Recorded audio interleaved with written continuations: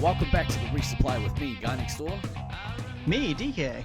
And me, Than. bringing you your weekly double tap of all things Laser Force and Space Marines.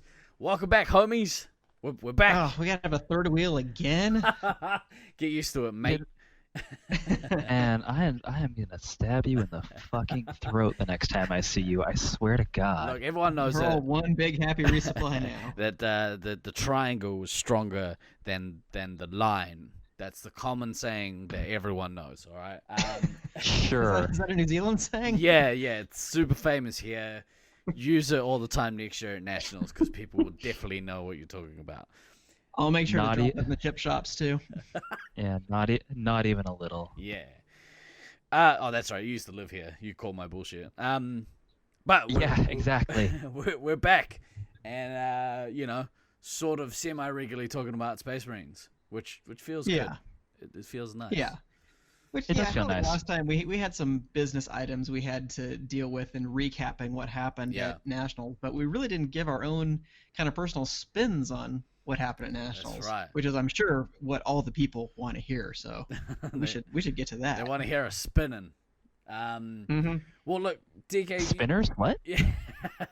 See, DK, you're the most organized of the two of us, at least. I don't know about Than. But Oh no, for sure he's way more organized than I am. That's not even up for debate. you can Scary thought. kick us off with the good, the bad, and the ugly. Should we Yeah, start? that is the three categories into which I organize things for my Nats recap. Should we start Although, with the good? Yeah, I was gonna say, and to be fair, the bad is not really bad stuff. It's just like these are little things maybe that we can fix going forward, Sure. or these are some rough spots to iron out. And the ugly is mostly kind of funny stuff. So in any case, it is mostly good because Yeah. my overall impression, the first thing I want to give is that putting aside any kind of like my own sort of success in the tournament, because just from a personal standpoint, like whatever, my team didn't finish as high as I hoped. I didn't win any individual awards. I didn't have probably the best tournament I've ever had. Mm-hmm. That stuff happens. But if I'm looking at this in an objective sense, like just the overall impression of the tournament, I think this is probably the best Nats we've ever done. Interesting. Because, I mean, at least from myself in terms of like what was my favorite Nats to go to as a personal experience, probably 2014 is still the top of the list because Yeah. it was the first time I went to Australia and it was just magic. Yeah. But in terms of the way the whole tournament and the week operated, I think this one is number one, and it's for a couple of reasons. Mhm. One is that I think the new penalty system, which we'll go back in on this because we need to discuss this in some length. I think whatever else its flaws may have been, it super cut down the amount of just drama and bitching and headaches and game resolution, everything else that makes Nats oftentimes a less enjoyable experience, was having this penalty resolution system where penalties were just not as big of a deal. It's not to say they didn't matter at all. I still think they definitely did. Yeah. But without having that just ultra intense, oh my God, this penalty changed the game. If not for this, we would have won or lost or something like that, even though that is in fact what happened to my team in finals, but more on that later. It's so cut down on the drama and everything else associated with it. So Yeah. I think that was really good, number one. Number two, I think that the pool play that we did, it was an interesting way to try to resolve this. We have such an impacted schedule and we have all these teams that want to play. I think it ended up working out really well overall. I really liked the idea that we actually had, you did play everybody, but you played some teams more than others, and you really had to compete within your pool to try to work your way up the ladder. I thought that was really fun, really innovative, and it is definitely a blueprint going forward for if we have to manage more than 10 teams, this is what we're going to have to do. And overall, I think it worked really well. Again, there were a couple of things to iron out. The way that the draw for the pool happened, I think just made it a little bit weirder than it otherwise would have been because it was not, Look, both of intermixed us- as it otherwise might have been. Both of us were in the room for that, and Yeah. and we can attest to its true randomness. Aside from the top two and the bottom two projected teams getting split out, but it probably if you've got top and a bottom team from the same site, it's probably important that those two teams aren't put in the same pool. That's probably the only other thing that I would kind of rig with that system, and everything else was just tough shit. Like, sorry, Detroit B was not one of the bottom teams. Like, what do you mean? Yeah, no. Yeah, that's right. But yeah, it turned out that the Detroit A and B team, who play each other all the time, were put in the same pool. So. Yeah, and when we were first talking about doing a pool, I had suggested essentially a kind of manual draft where I had kind of divvied up the teams manually and said, hey, what do you guys think of this as a draft? I'm more than willing to take some input and we can alter this from this kind of initial get-go. Yeah. But initially my thinking was, all right, well, let's separate A and B teams into separate pools. So that way, right, teams that play each other all the time aren't playing in the same pool.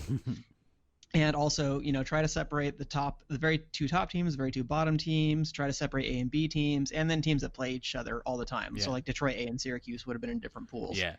But yeah, the way it worked out, it was a little bit odd.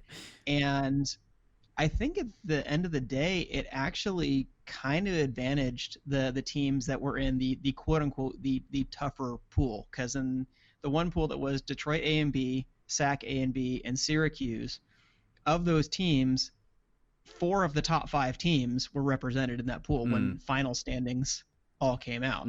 Or 4 of the top 5 teams, they were in there. I think getting those extra reps against some of those teams ended up being helpful. I think for like Brisbane and St. George, who did really well in round play, but then obviously when it came to finals, they had to play against some of those teams again. Those extra reps might have made a big difference. I think those teams might have done better had they been able to play those teams more often. Sure. So that's just kind of the randomness of the tournament. But I think on the whole, the pool play was a really novel kind of innovation, and I'm glad that we tried it. I liked it.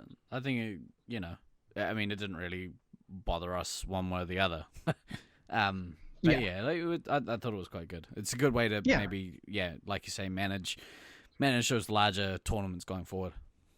Mm-hmm. Well, and if we get up to 12 teams, we might not be able to have that cross pool play where everybody plays each other, and you may only get to meet in finals, which could make for some really wonky results. But when you think about events like World Cup and stuff like that, that happens all the time in other sports. Sometimes you don't necessarily have the reps, and you have to kind of see what's going to happen and just play your best game. Yeah, and that's pretty much for watching from distance and seeing what the pools came out as. I have to admit, when I saw them, there was this moment where I went, "Are you fucking kidding me?" like I had someone like, "Was this really a random draw?" It absolutely was. And we literally drew Scrabble tiles, and that's how it came out.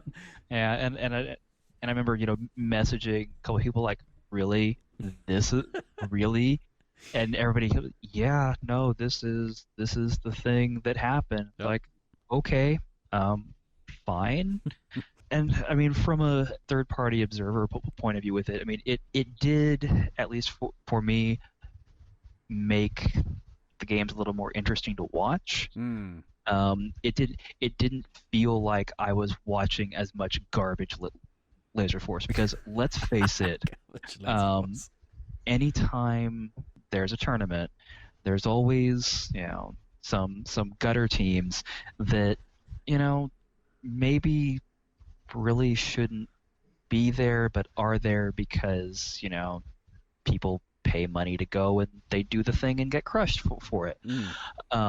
It just felt like I wasn't watching as much garbage. I mean, there were still some really garbagey games, but less so than I think had it been a strict, we've got 10 teams, we're gonna do 2 rounds of round robin to set seeding. I feel like that would have that would have gotten really boring really quickly with some of that. It just would have made the days too long. Yeah, is the other thing, because that was also on my list of good stuff. Is I think just the sort of the timing overall was about where it needed to be. Yeah. I think playing in that kind of around 10 to 12 hours and really no more than that is about where it needs to be. Well, there was I only used to be of the mind. What? there was only really 2 days that were like really long days, right?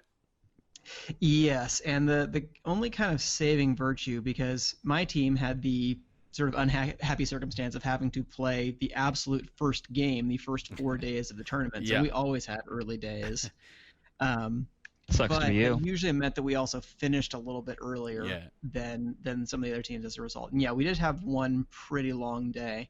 But other than that, I think the timing overall worked out pretty well. Yeah. And I used to be very much of the mind of, oh, well, I want to play as much laser tag as possible. If we need to play, 14 hours a day, so be it. But maybe it's because I'm getting older. Maybe it's because we have more teams and longer hours doesn't necessarily mean more games. But I'm like, you know what? We need some time to do some other things. So I think if we can keep it down to, I think, preferably closer to 10 hours than 12. But if we can keep it into that range, I think that would be really good.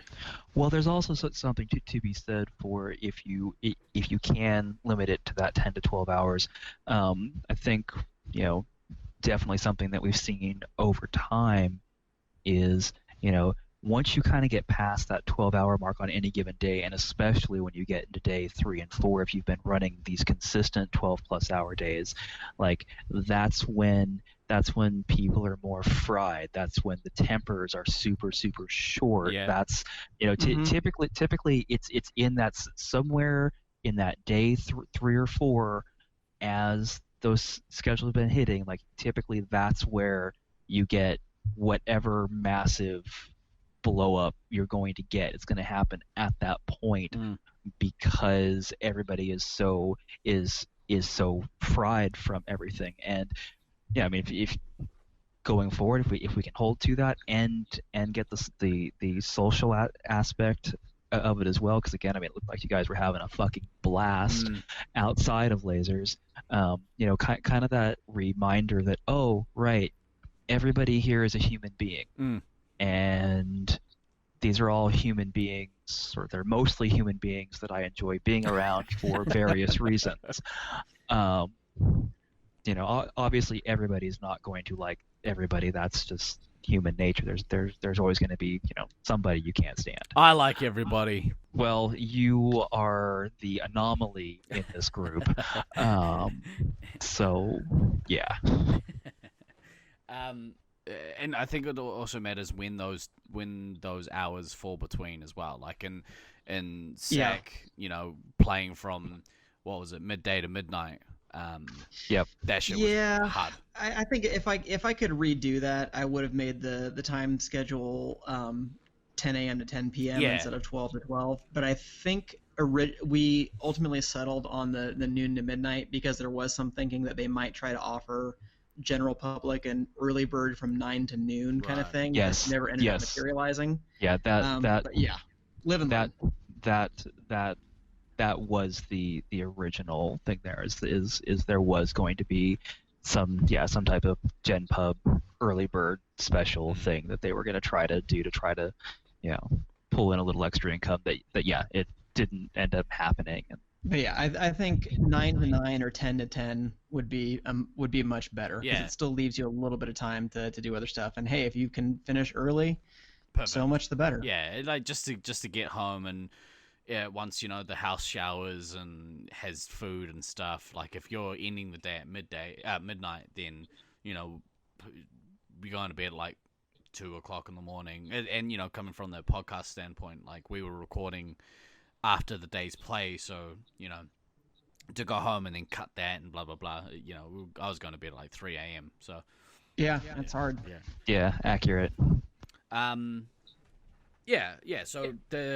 the timing on this one was perfect, and like it seemed that we did get a good amount of social time, which was awesome. Yeah, so I mean that's my last two things are the socials and how close the comp was. So I'll follow up on what Fan said about there weren't a lot of garbage games, and it's definitely true. They really were not. It was so close between, I think, first and second. Obviously, again, big ups to Detroit A for handling their business, for defending their home site, defending their reps, and getting it done and beating Brisbane, which is no mean feat because Brisbane's really, really good. Yeah. Those top two teams were so close right there. And then after that, the next 5 teams down, also super close. Yeah.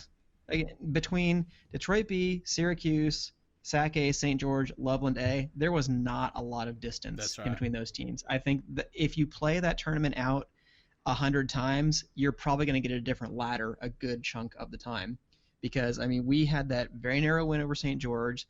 Detroit B had a very narrow win over us. Syracuse had a very narrow win over Detroit B, and then the reverse happened after that. So a lot, could have changed on a knife's edge. So I really hope that, like, for instance, Loveland A doesn't feel too discouraged because they did great during the week. Yeah. It was not like in some of their less experienced years where they just got crapped on most of the week. Yeah. They were right in the thick competition with a lot of those teams, and they had some really, really good players. And that kind of goes back to the importance of some of those garbage games. Because, like, speaking from experience, like, I've been in teams that we've been pretty bad. The garbage team. Yeah, we've been the garbage team. And, like, from that, whilst like, we're probably not in a stage where we should have been at a nationals. In the early days, it didn't really matter so much because we were only getting like 6 teams a tournament. But to go getting those reps in at a nationals is really important. I was telling my guys this year, look, you've got another national tournament under your belt. You only really get better from here. You've experienced it a couple times now. You experience like the best that our community has to offer. If you can take what you've learned from these ass whippings and apply it to your game going forward, then theoretically you should get better. Yeah, so theoretically, but yeah, I guess absolutely that's the importance of the less good games. Yeah, but this really was. I cannot remember a tournament where there were more close games, where every game felt meaningful and stuff was really on a knife's edge, versus other tournaments where it's like after day one, what the pecking order is. Yeah, and there's not going to be a lot of surprises. There were a ton of surprises this time around. And I just think of things like, again, I'll bring up Loveland and St. George, who, by the letter of the law, were quote-unquote 7th and 6th on the ladder. But if you maybe don't flip a couple of their positions and you don't mess around with their lineups right before finals, they could have easily been, say, 3rd and 4th instead of 6th and 7th. So it could have gone differently in a lot of different directions. So obviously we had some triumphs and some defeats, but that whole middle grouping of teams I think was super close. It could have also come down to the maze as well. Like the maze certainly plays a lot different than like a Elam maze. Yeah, and that may have been ultimately what kind of pushed Detroit B sort of over the top to give them 3rd instead of, say, 4th or 5th or something like that. Yeah. Again, not to say that they weren't a great team. They definitely were. Awesome. Yeah. But home field advantage matters. We know that. Yeah. It matters, Rusty. It matters. You jerk. He doesn't listen to this. Well, he knows it matters now. Yeah. Yeah. Cool. Yeah. So, and then my last thing on just the good was the social outings, and that again gets back to what I was saying last week, that Beans deserves a ton of credit because he put together a lot of the stuff, and in both the case of our outing to Cedar Point, which was great, and then both yeah. Well, we can get back to that. Pizzapopolis on the cool. Saturday night before the tournament, and then Dooley's midweek. All of that stuff was really spearheaded by Beans, and in the case of both Cedar Point and Pizzapopolis, he fronted his own money for that and was relying on people to come through and pay him back. So he definitely stuck his neck out to get those events organized.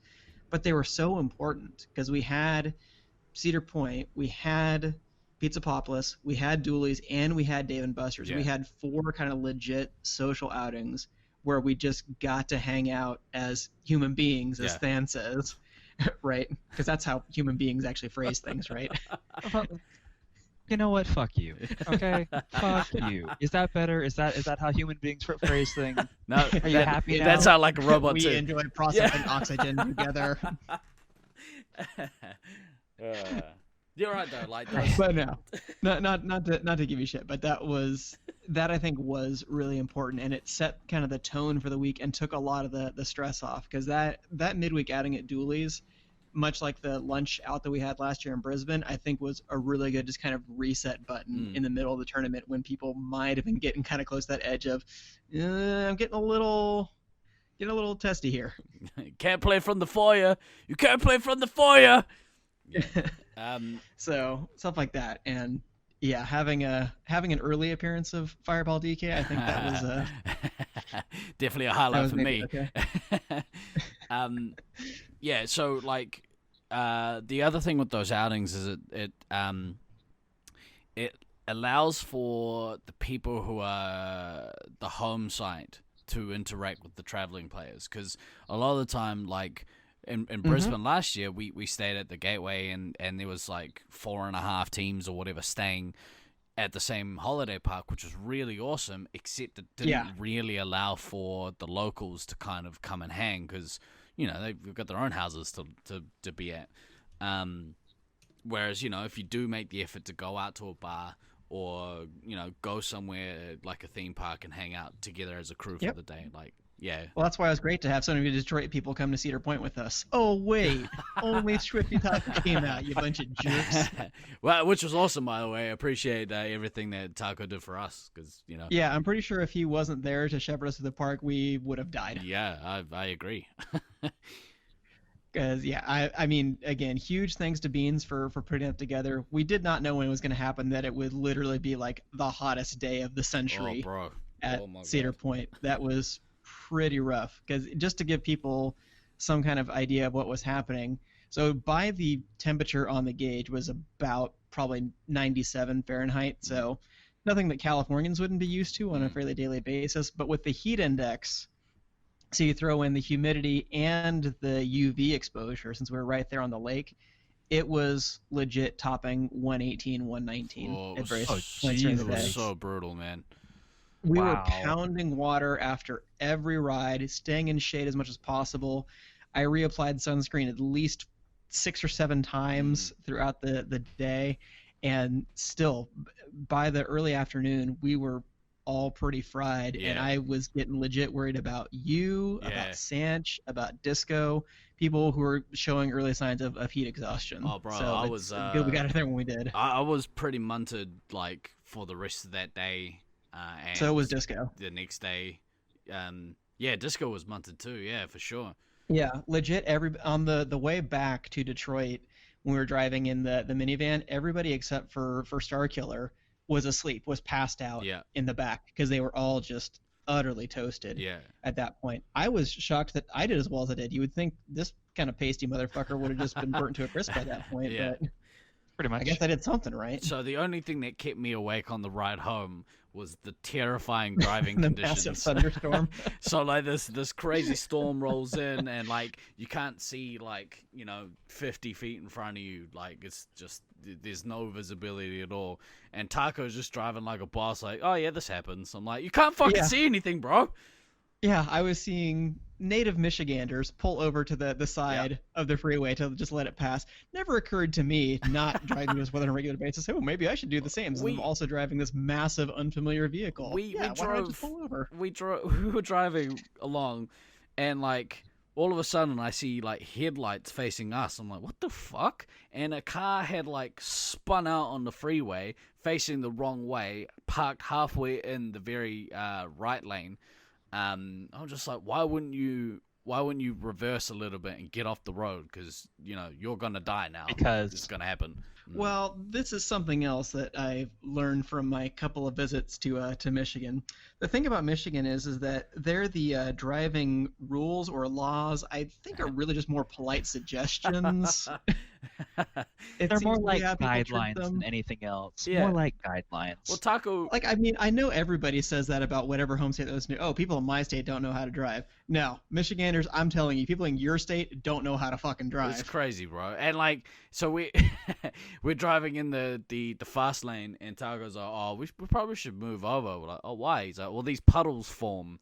And by puddle, I mean lakes form on the freeway, and if you hit them doing 80 miles, you're going to hydroplane and just, like, spin out. And sure enough, we saw a car, like, facing the wrong way. So That's the only reason why I wasn't passed out in the back. So I had like mad adrenaline running and also like heat exhaustion, borderline heat stroke. Yeah, well, you guys were I think probably about 15 minutes ahead of us. Yeah. So, but we got I think a slightly lesser version of that storm. Ooh. Still didn't wake up most people in the back of my car. So I was like, should we pull over? He's like, nah, we'll be all right. Nah, I was nah. like, okay, cool. We're going to die today in Detroit. Awesome. hey, Yeah, we all lived. So what's the big deal? We get those type of storms down here in Texas as well.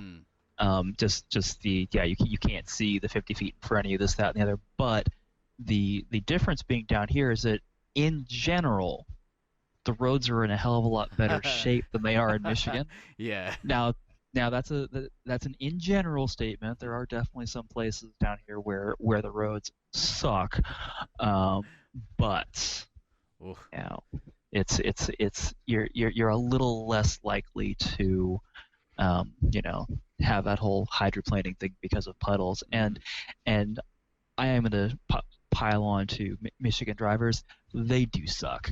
I've lived in California, lived in Texas, I've lived in New Zealand, I've driven in Australia, driven a bunch of places around the states. Michigan by far has the worst drivers I have dealt with anywhere. Well, we got another taste. So I guess really what I should be saying is hats off to you Detroit players for being alive, because you're taking your life in your hands every single day. I mean, I heard a new term whilst we were driving around. It's called, you got to have Detroit balls at some in some places, because like we were driving to Pizzapopolis and like, Oh, good lord. there was I think maybe 3 or 4 sets of lights that were just out, and there was again another kind of like rainstorm, and you just Targo was just like, yeah, so you just gotta go and hopefully nobody hits you. I'm like, oh, cool. Yeah, because don't treat it like a stop sign like you're supposed to. Just however many want to go through. You got Just 2, go. 3, 4 cars that want to go. Yeah, just if you're do it. bigger, just go. Pretty much. Yeah. P.S. Whoever told us just to take Gratiot all the way down instead of doing the side freeways, you can fuck right off. I mean, yeah, there's some. If you want to experience like a little bit of like, what you think of when somebody says Detroit, drive down Gratiot. There's a whole lot of Detroit happening on that road. Yeah. Good to know. I guess you could say that. But in any case, even so, the social outings were great. We're pretty top notch. I will say I don't think the pizza at Pizzapopolis is particularly good, but it was still great to see everybody. Bro, if you know what, if you eat it for breakfast cold the next day, perfect cold pizza. It's amazing. Oh, I definitely did that because we definitely didn't have time to do a lot of other stuff the next morning. So yeah, I think social outings perfect, and I think that will only kind of increase next year in Auckland, because I know that pretty much anybody who's thinking of coming over from the States, they're planning on doing at least a full 2 weeks. So I'm sure there'll be plenty of time to go out and do stuff and get some games on. Maybe hit those luges. So I might as well use the podcast as a sounding board for the crazy shit that comes to mind.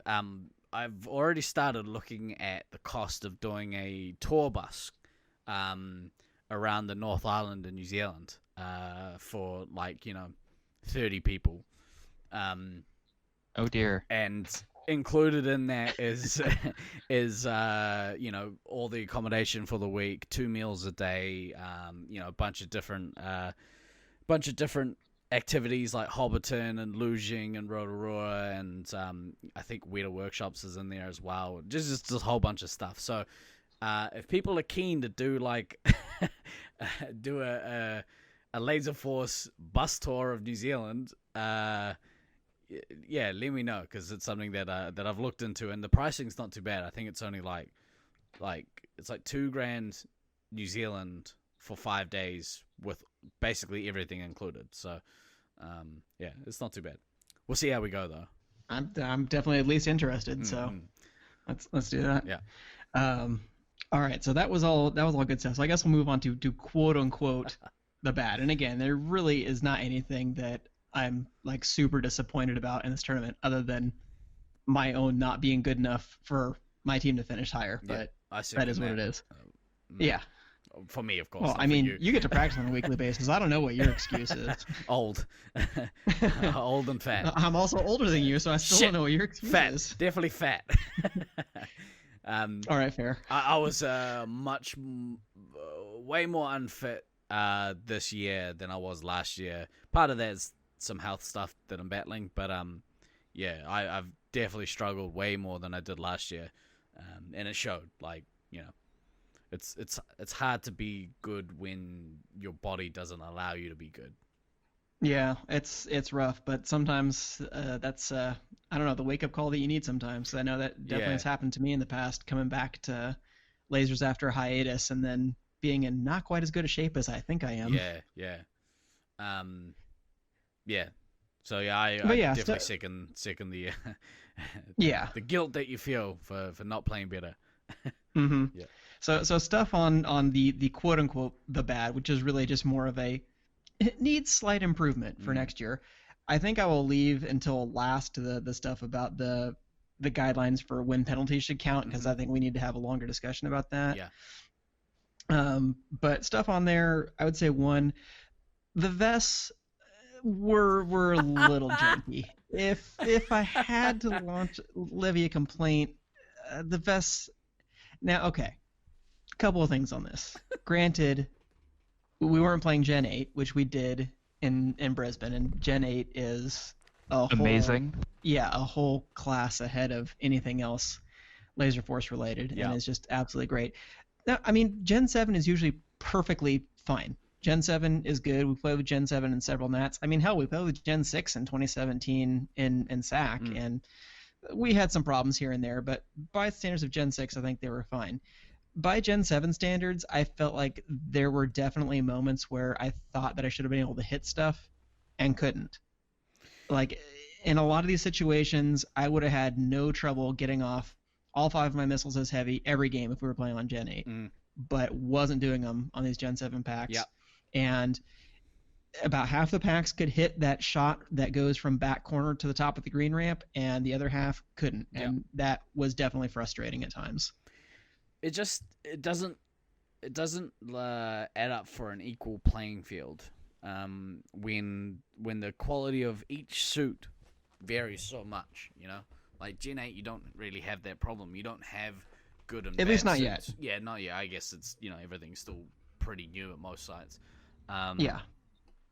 But yeah, like it's noticeable. Like, yeah, when you have good and bad suits, like that's another thing that kind of maybe like benefits the home side a little bit. Yeah, so I mean that ultimately was a minor because again, it's not like the vests were total garbage like that 2002 tournament we were talking about earlier today, Than.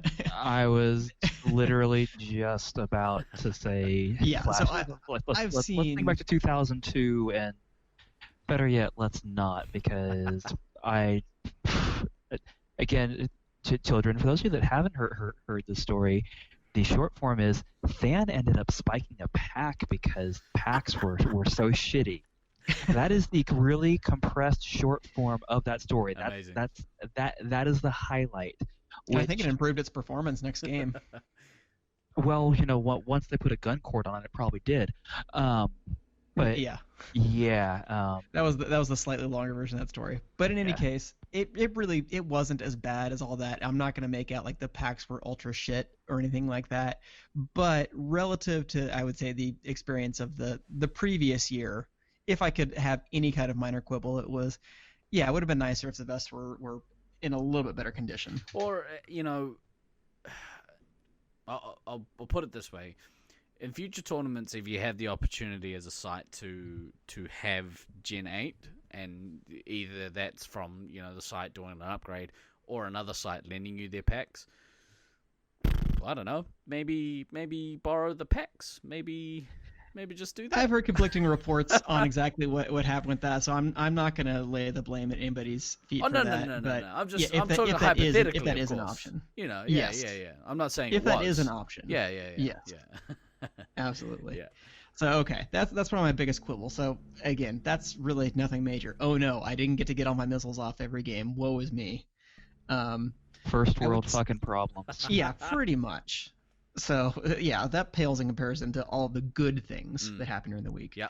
Number two, and this I think was kind of unavoidable just given how many people we had, but this is something that I think we do need to address going forward, is practice time. Because the official practice night that we had essentially about 4 hours for, I won't even throw the Detroit teams in there because they got left out of some of the practice games because they play there every week. Yeah. But 4 hours for 8 teams to get any kind of meaningful practice in really is just not enough time to effectively learn the field. Now, in fairness, again, if people had gotten there earlier, Jesse was good enough to say that we did have offerings. If there were no Gen Pub there, we could have played Space Marines for free, essentially, and we could have played other Gen Pub games much we wanted, buying discounted wristbands. So we definitely did have the opportunity to play, and I took them up on that. I tried to get in as many reps as I could in the maze before the tournament started. But in terms of the official practice time, I think we might need to look at in the future, if we have this many teams, bracketing off a little bit more time for practice, because we really couldn't play late on that Sunday, even though we had the option, because play started at 8:30 Monday morning. Teams weren't going to start the week on no sleep. Right? I guess it comes back to like, what can the site afford to give up, right? Like, yeah, absolutely. And if like they were pretty good about putting us in with the general public. Like, I personally didn't get to practice at all, mostly because, again, like as a repercussion from Cedar Point, I was severely dehydrated, after from that day. So, and I was pretty messed up, so I couldn't actually physically train, which is more of just a shitty thing for me. But yeah, like if you can expand, if the site has the ability to expand out the allocated practice time, then it's definitely something that needs to happen. Yeah, if we have the capability. Yeah. That's always the real asterisk on that, because sites already incur a lot of risk by essentially closing down for the week so we can have these tournaments. Obviously, bracketing off another half of Sunday is not always something that sites are going to be able to do, because you have parties, you have other revenue that you can get to. Yeah. This year it might have been okay because they actually weren't all that busy, but you can't always count on that going forward. So if we want to keep this in the realm of affordability, that is something we're going to have to look at. But it might just be one of those things that sites may want to do essentially what Jesse did, and I think his offering was a sound one, that if there's no Gen Pub there, you can play as much Space Marines as you want. Yeah. If there's Gen Pub there, you can jump into games at a discounted rate so you can learn the field. But I think it may be a more conscientious effort on the part of teams getting there to say, we need to take advantage of those opportunities we really want to learn the field. Yeah. And I know people want to go out and they want to do other things. They don't want to spend 2 extra days at the center when they're going to be there for 5 days consecutively. But if practice time is something that's important, we can't necessarily count on getting it all done in 4 or 5 hours on a Sunday night the way that we used to when we only had 6 teams in the tournament. Yeah, but you're right. Like if that partially comes down to the teams. So how competitive really do you want to be for the week? Like if you think that being there all day on the Sunday with the opportunity to play half of that day gives you an extra edge, then cool. Like you should definitely do that. So yeah, maybe part of it is onus on the players. Yeah, I certainly would have liked it if we could have got our whole team there, but stuff happens. You should talk to your captain about that one. Yeah. I should talk to my teammates who were on a food odyssey with Rusty and Fred all week. Oh, bro, did you see? It was like I think Rusty put on like 10 kg or something while he was away. Hey man, when suddenly you don't win tournaments, that depression hits pretty hard, and you just start pounding the chicken wings. Excellent. Love you, Rusty. Long time. So yeah, so the practice time, that again, I think is something we just need to adjust as a community, not calling out anybody in particular, because again, I really do thank Jesse and Kevin for being as generous as they were for sure. in letting us play extra games with Gen Pub, as long as we were willing to either pay or just not go super hardcore against Gen Pub. Yeah. because it was definitely a tough field to learn, and I was glad that I got probably a couple dozen games under my belt before the tournament started to learn some of those windows and angles. Yeah, all the time that I missed definitely affected my play. Like, I didn't feel overly comfortable in there at all during the week, but like, it took me until Thursday really to kind of be like, all right, I kind of understand where I should be and where I can get shot from through these windows. And yeah, but you're right, I think it was probably one of the hardest mazes like I've played in, possibly even harder than Brisbane. It's tough because on the one hand, it seems relatively simple because so much of the action takes place in a fairly small area.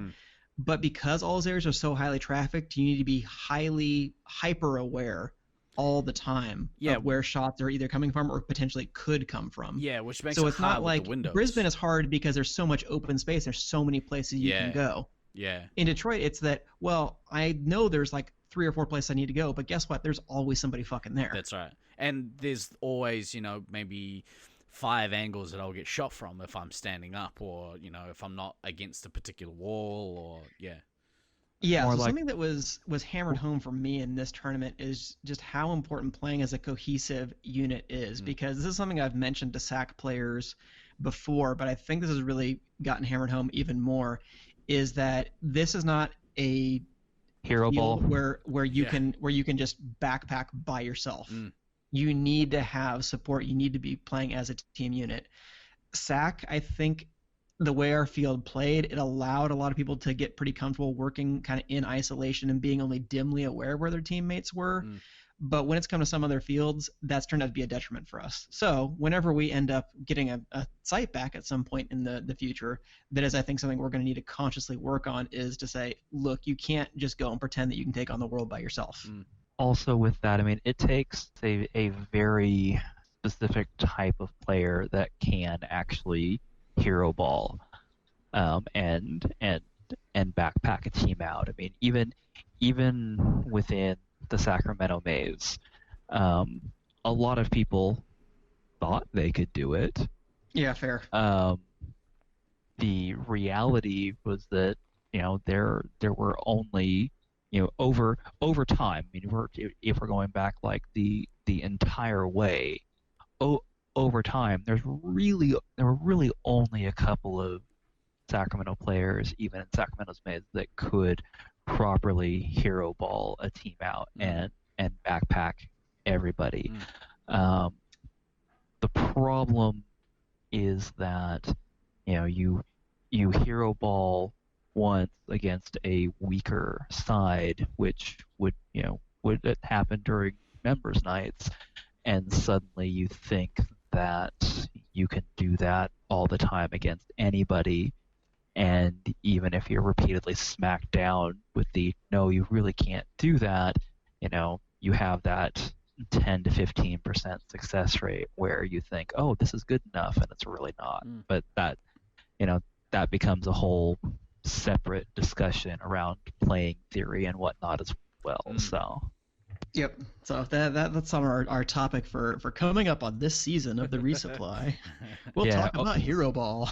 overall game theory of SM5. I can't wait. The word theory just makes me quiver. I think we just went under 100 subs again. That's distinctly possible. Demonetized. So, okay, that's what I had on that. So next point I have up on, again, it's not bad, and I'm struggling to find a way to frame this so that it just doesn't come off super salty and pointed, is related to the sportsmanship award. So I want to put a massive disclaimer on this. I do not want to take anything away from Ace. I think he was a deserving recipient of the award, and he is a great guy. Now, having said all that, I think there was. I love you, man, but. And anything that was said, anything that was said before the but doesn't count. So here we go.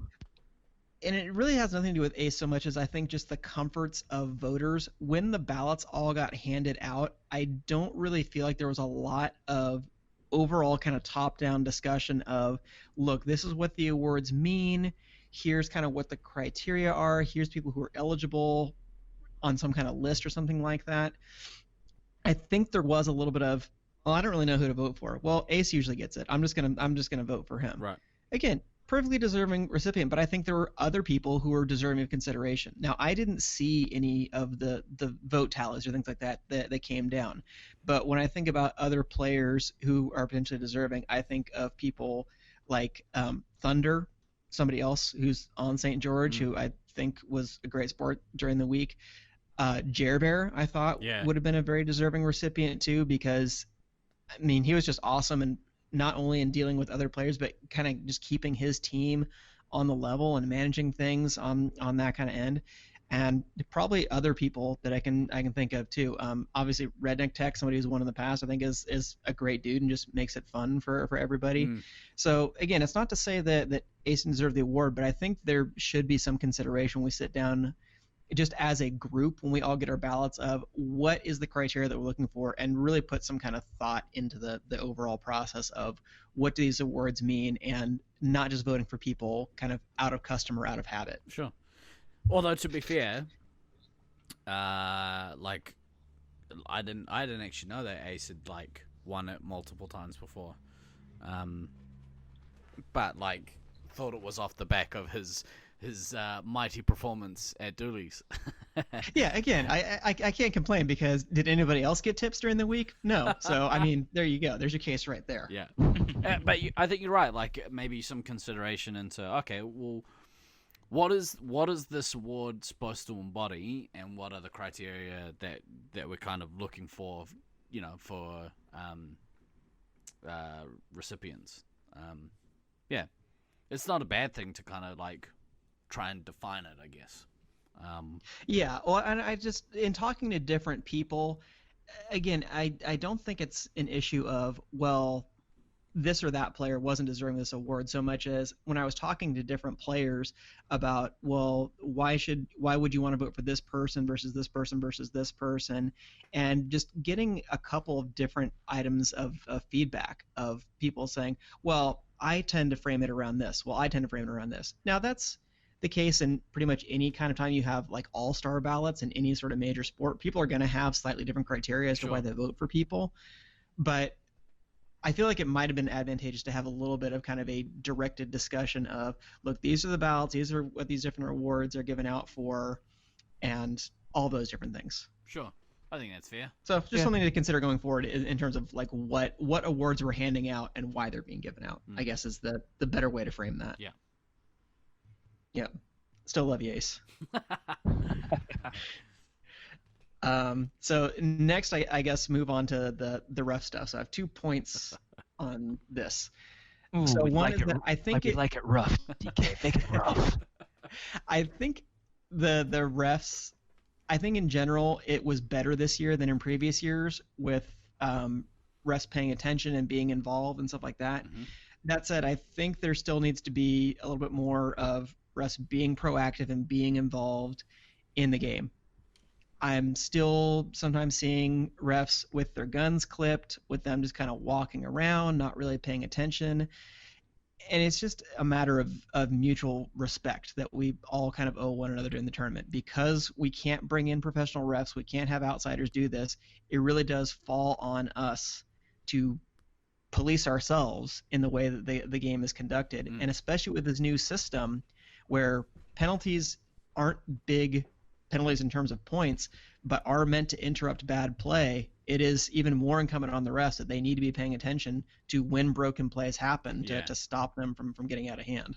And like that was part of the reason why Traj's speech during the tournament was so important, because it gave people a bit of a kick up the ass to be like, oh shit, actually there are things that some of us are doing that we shouldn't be doing, like keeping your gun clipped or having your gun set to the wrong setting. Although, in fairness, that was something that I wasn't really aware of from the start of the tournament. I didn't really know that you're supposed to have your gun not in blue mode. Yeah, there was some kind of hang up with the software that we had, that we couldn't default the ref vest to being the limited refs that were only in yellow, and I don't remember exactly why it happened. Yeah. But in previous years, I know at least when we did it in SAC, I was able to auto log stuff so that it made all of the refs limited refs, Yeah. only yellow mode by default, and there was only one head ref vest. But yeah, we got to learn several fun lessons during the week. Like, if it's on red and you double click it and you double tap it twice, it will end the whole fucking game. So Shot, you should Fredo. probably be aware of that. I mean, I think I feel like we could just blame the fact that it's Detroit for why that went wrong. I mean, it seems like Detroit's just in general a good thing to blame. Oh, the weather sucks. It's Detroit. It's definitely Detroit. Oh, the drivers suck. It's Detroit. Oh, the Oh, Lizard Rusty Force lost. It's Detroit. Detroit. Yeah, exactly. Or hush. Or- But no, you're right. Like, so there was a few things that, and it happens at every tournament, and really it shouldn't, but it does. And it is up to us to kind of police that as players, because in your game you would expect the refs to be paying attention and to be making sure the game is as fair as possible. So you have to return the favor and make sure that you do everything in your power to ref as good as you can ref. Yeah. And I know it's nobody's favorite thing to do, but it's how we have to operate. And reffing has just, the procedure for it has gotten so much better over the years that I think we just need to be appreciative that we have the capabilities that we do. Yeah. Yeah, we'll go into like the nitty gritty on the refs in a future pod, because it's something that so we can at least discussing. do a brief discussion now, because I think the only other real nitpick that I had on sort of the bad, which is something that people have brought up continually after the tournament ended, which is, do we need some kind of additional guidelines for when penalties should start counting for points, Well, short answer and is what yes. the criteria are? Yeah, no, that was something, again, watching from distance, it gave me a little bit of a different perspective on the whole thing. And I mean, as Steve-O said, the short answer is yes. There does need to be something put in place.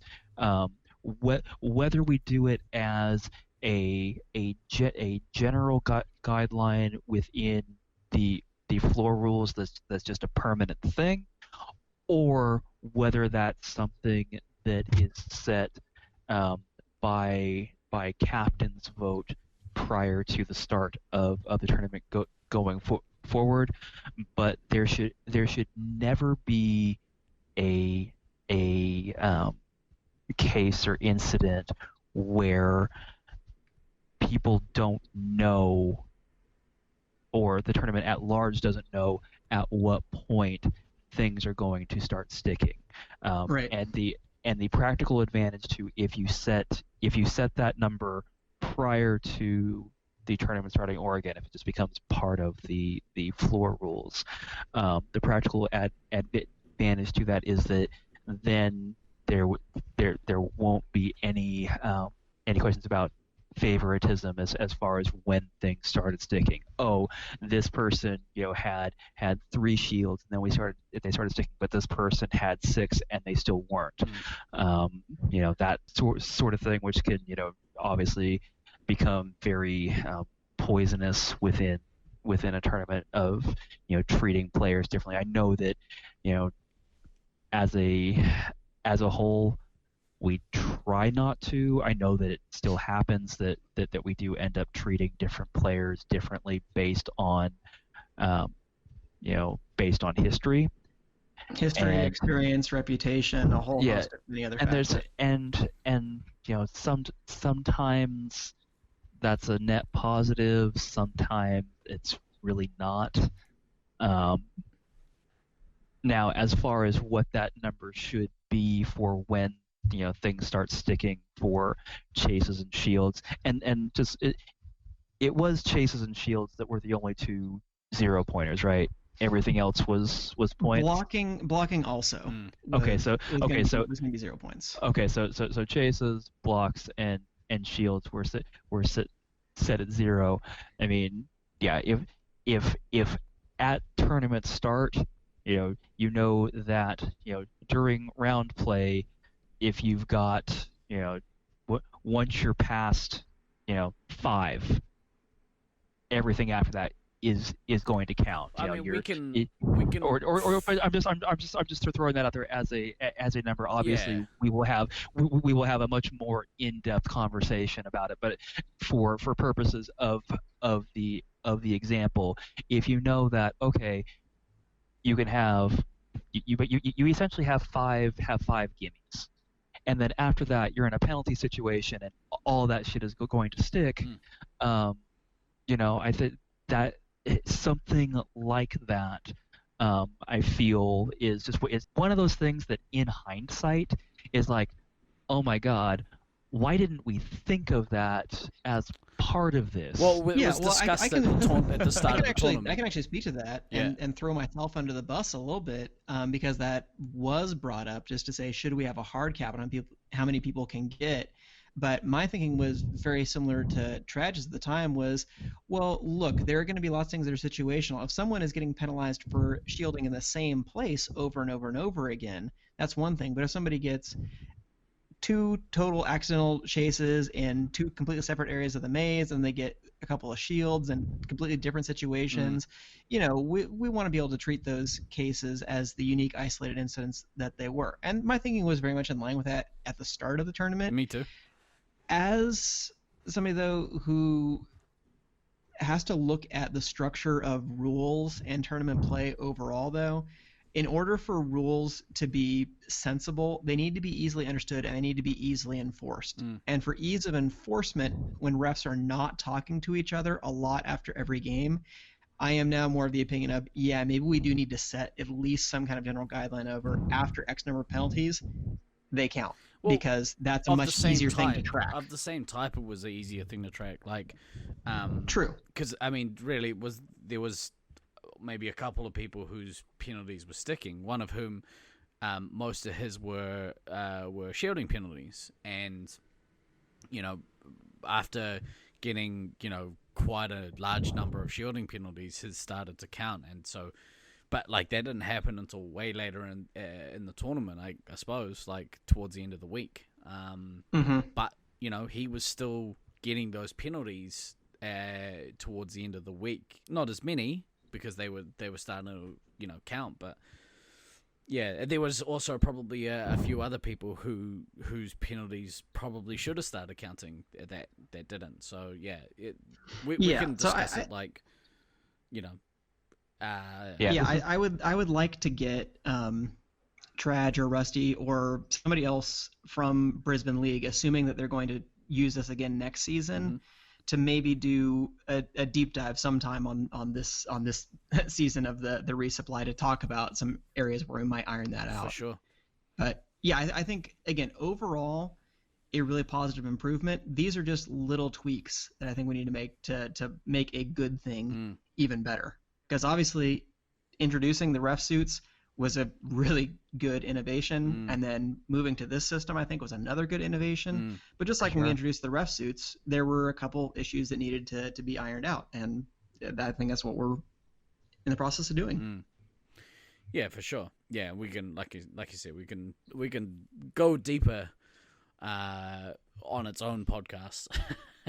Yeah, absolutely. Yeah. So those were my 5 good things and 5 things we can improve, not even bad things. Yeah. And overall, again, I think on the scale of things, and everybody who was involved in the organization of this tournament definitely needs a congratulations and a pat on the back, because I think just from trying to take a bird's eye view of this was the best Nats that we have had on this scene. If you just look at everything in the aggregate, I think. Just on a thing that potentially could have been bad, and I was kind of geared up for it to be bad, and then it ended up not being a thing at all. Was just the fighting and the drama that never happened. And look, I think Detroit site gets a little bit of a bad rap when it comes to some of this stuff. But on the whole, like the site, Detroit represented themselves really well. There was only one game. There was only one game where there was a little bit of drama, and really it came to nothing.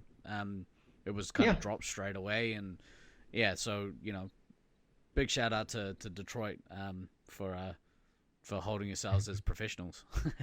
Yeah, you guys represented well. Yeah, I mean, fantastically. Every site, we always have internal drama. There's always going to be some kind of angst or a little, blow up during the week. Whoa.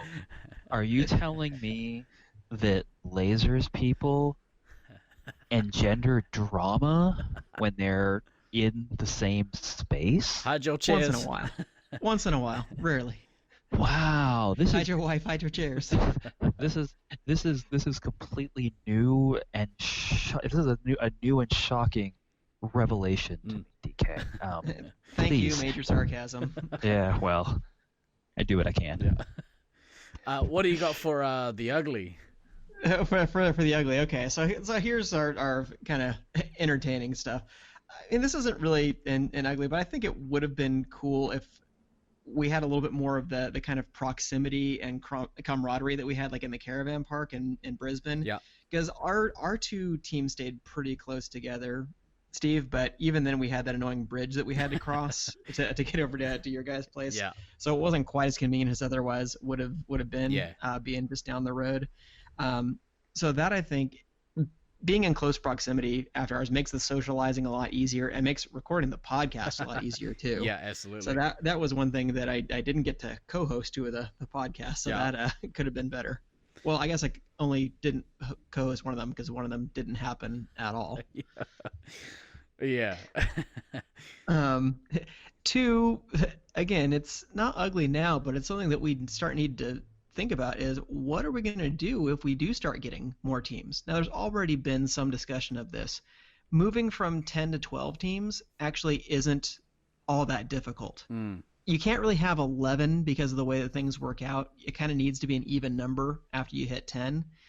But the only real changes is that, number one, the pool play becomes in some ways easier because then you can have play refs sit entirely within pools. Yep. So basically, the first half of the day, one pool plays. The second half of the day, the other pool plays. So that way, it's much easier to schedule out breaks and stuff like that.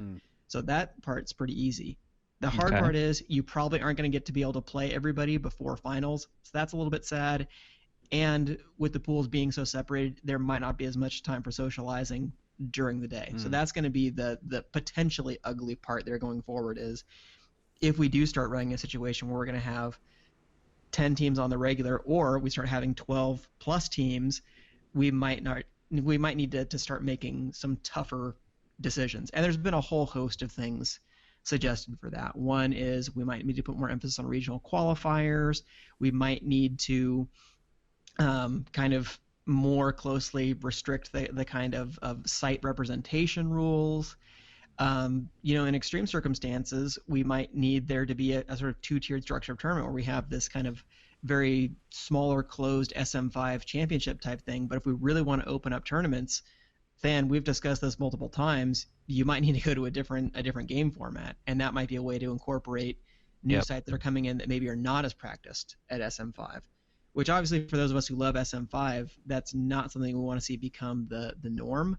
But if we want to expand the tournament scene, it's something we need to consider as a kind of an alternative product, not a substitute, but an alternative. Yeah, and that could happen regardless. It's just, yes. I think that for the most part, people will continue. Like you would look at SM4 just as a separate community almost, or a subset community. If people want to go and play SM4 tournament, cool.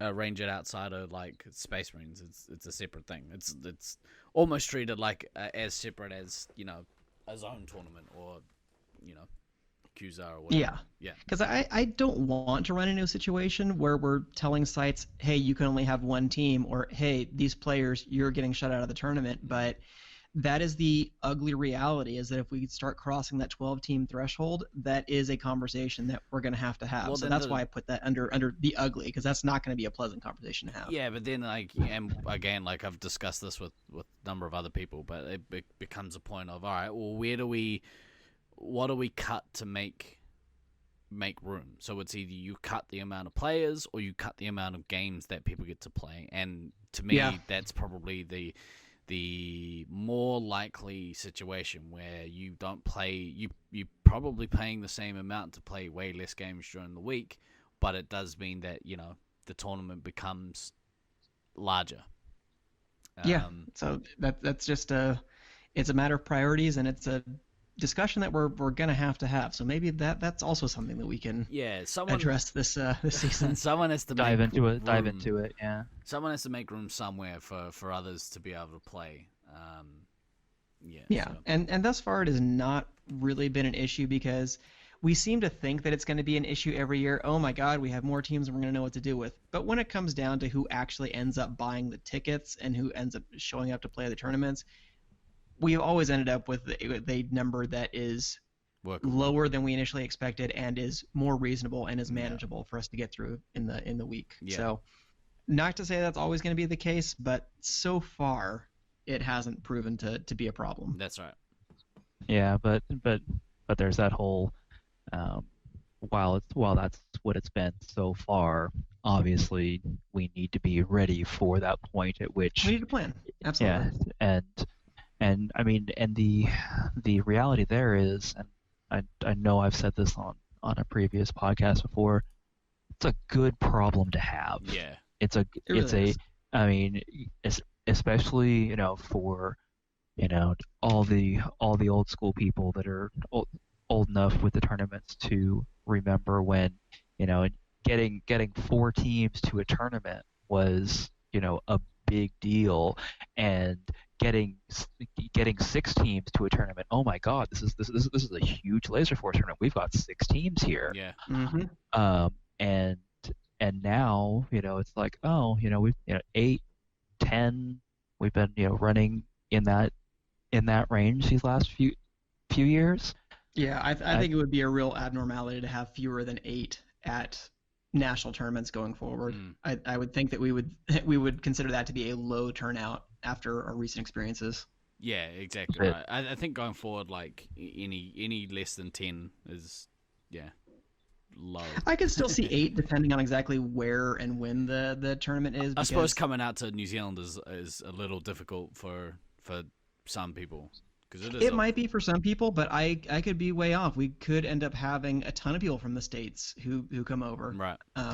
Because it grew significantly from 2014, the first time that Americans really made it over in numbers. Yes, I know you were there before, Than. But in terms of putting together an actual U.S. team or a mostly U.S. team, that number grew significantly from 2014 to 2018. So by next year, we could legit have a full 3, maybe 4 U.S. teams. It's not out of the normal possibility. Yeah, well, based on what people were saying, like majority of a St. George team want to come, majority of like Sacramento team want to come. I mean, again, there's always a lot of big talk right after tournaments, but I'm hoping that it's not idle this time around, that we really do have good representation from the States coming over next year. I know the majority of a Syracuse team want to come, so yeah. Yep. So my only remaining item is on the ugly side is, please, Steve, for the love of God, stop trying to die. For God's sake, getting kiwi flu and tonsillitis and getting heat stroke and then having to go to the emergency room constantly. You need to knock that shit off, bro. You need to get healthy for next year because we need you there. But playing and podcasting and doing all the things. He had travel insurance. Let us not forget, he had travel insurance. So, man practices what he preaches. On a slightly serious note, I haven't received the bill yet, so I don't even know if my insurance is going to cover it because it's pre-existing. So we'll see. We'll see what happens. I might be homebound for a little while if that's the case. Well, good thing you don't have to travel next year's tournament. That's true. Although I was considering like staying, if people are all staying in the same place next year, which I'm in the process of organizing, by the way. So let me know if you are keen to come, because I'm trying to find a place for us all. But if that ends up happening, I'm very keen to actually stay with everyone. So I might have to say farewell to my wife for another week and come slum it with you guys. So, but yeah. Well, we know she's done driving you to the hospital anyway. So what's the difference? Yeah, she just put me in an Uber now, so I'll pick you up tomorrow. But yeah, Yeah, also, Steve-O, yeah. Steve-O, I'm not sure who has the more understanding wife, yours or mine. I think it's probably a tie. Pretty up there. But like, yeah. So the one, there's a couple of shitty things that came from it. Obviously, being a hospital sucks. But Yeah. the real shitty thing was I missed the full day of the tournament. I missed all of Wednesday, which was a little bit heartbreaking, to be honest. Yeah, it was not great. When you love a thing as much as we love Laser Force, like, and you come to the international tournament for the week and you miss a whole day because of illness, and also because I had already missed all of the training days as well because of fucking heat stroke. Yeah, it's not great. So it was pretty disappointing, to be fair. But So that's my directive to you, man, is get healthy for next year. I'll 'cause try and believe it or not, we like having you around, bro. I'm trying. Maybe I'll take a back seat and just fucking just look after the podcast and maybe do my best Morange impression as a commentator for next year. Big shoes to fill, man. I know, they're fucking massive shoes. Well, he is a big man. Almost as big as Black Hammond shoes. Yeah, that was not a great part of the tournament. Yeah. So that part was a little bit ugly, and again, our good friend Ace also had to go get some stitches himself. Oh, so if everybody could just if everybody could just refrain from dying during the week, that would be great. Oh, it was so brutal. Like the closest thing to that kind of injury that I've seen is Ozzy from who plays out of Brisbane.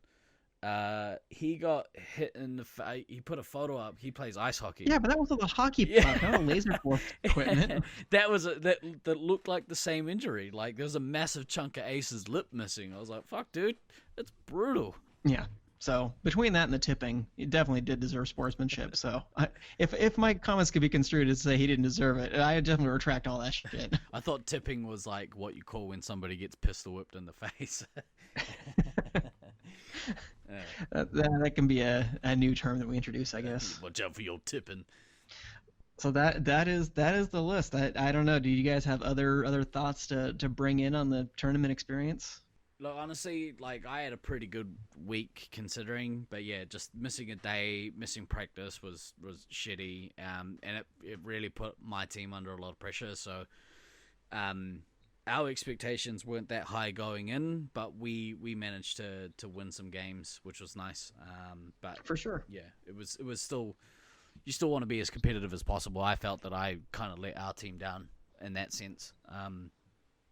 But, you know, it was still a good week, still a good fun week. It was nice hanging out with the boys and seeing everyone again. Like, to me, that's become the best part of Nationals, is seeing everyone and meeting new people. Yeah. Like, there was a bunch of guys from Detroit that haven't yet added as Facebook friends until I, get to meet them. So it was nice to actually put faces to names, I guess. Yeah, so that was great. The socials were great. Mm. The pretty low drama experience of the whole tournament was really fantastic. Good. Yeah, yeah, I was so pleased to see that. So it was a great week. I had a great time. Yeah, me too. And I know everybody at Dave and Buster's knew that I had a great time. Oh, that was a great night, actually. I kind of wish we had something like that. We kind of have something like that here, but not as a big a scale. But yeah. I'm looking forward. I'm looking forward to next year. It's going to be excellent. Well, you bring the fireball. I'll bring the DK. Oh dear. No, actually, yeah, DK. Yeah, I think you're going to need to bring your own fireball. Make sure you pick it up from duty free on the way through, Because Well, that's what I did last year, but the Oakley boys drank it all in one night. Assholes. Okay, well, your first mistake was letting them know that you had alcohol. Your second mistake was letting them know you had alcohol. They're coming back next year, so hide your kids, hide your whiskey. Hoodie was nice enough to buy me a replacement bottle, so it all worked out. Excellent. We all got to where we needed to go. Nice. And I mean, as far as other stuff to tournament wise, I mean, I think everything else at this point is all deeper dive stuff that is, that we'll end up covering, later in this season of the resupply. I think we've kind of hit all the good overarching high points at this point. Yeah, absolutely. But if you have thoughts about how the tournament went, and especially any of those topics that we are planning to go kind of deeper into, like the new penalty system, like refereeing and stuff like that, please leave us a comment, and we'll try to address it in a future episode. Yeah, I'm sure. Or maybe even have you on. Yeah, well, if you do want to be on the podcast, hit one of us up. If you got something to say, why not have 4 people on the mic? Maybe I'll stay home for that one. Yeah, but we'll go on to. I think we've got a bit of stuff to talk about over the next year.